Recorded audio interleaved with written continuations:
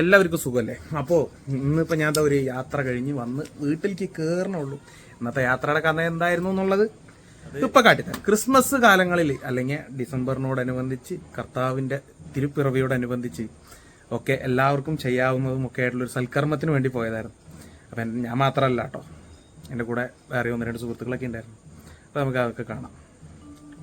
ഇത് കുപ്പുസ്വാമി മരുതൻ. ഉയിരു തൊടുന്ന കഥകൾക്ക് പഞ്ഞമില്ലാത്ത അട്ടപ്പാടി എന്ന കഥകളുടെ കലവറയിൽ ജനിച്ചു വളർന്ന ഒരു കലാകാരൻ. നഞ്ചിയമ്മയെ പോലെ ഒട്ടേറെ പ്രതിഭകളെ മുഖ്യധാരയിലേക്ക് കൊണ്ടുവരാൻ പ്രധാന പങ്കുവഹിച്ച ഈ കലാകാരൻ വലിയ സഹായം ആവശ്യമുള്ള അവസ്ഥയിലൂടെയാണ് ഇന്ന് കടന്നു പോകുന്നത്. വജ്ര ജൂബിലി ഫെലോഷിപ്പ് മുൻ കലാകാരനായ ഇദ്ദേഹത്തിന് ഇന്ന് ഞാനും ഞങ്ങളുടെ സന്ദീപേട്ടനും ഹനീഫക്കയും സജീഷേട്ടനും രാകേഷും സുരേഷും ഉജ്ജ്വലും ഉൾപ്പെടുന്ന കലാകാരന്മാർ ചേർന്ന് കാണുകയും അവർക്ക് ചെറിയൊരു സഹായം കൈമാറുകയും ചെയ്തു.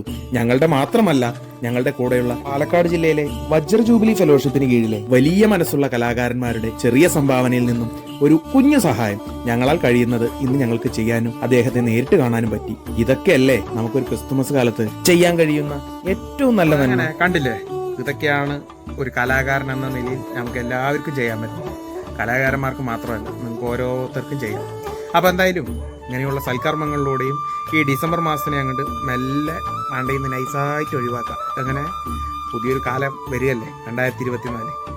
സൂപ്പറായിട്ട് എല്ലാവർക്കും.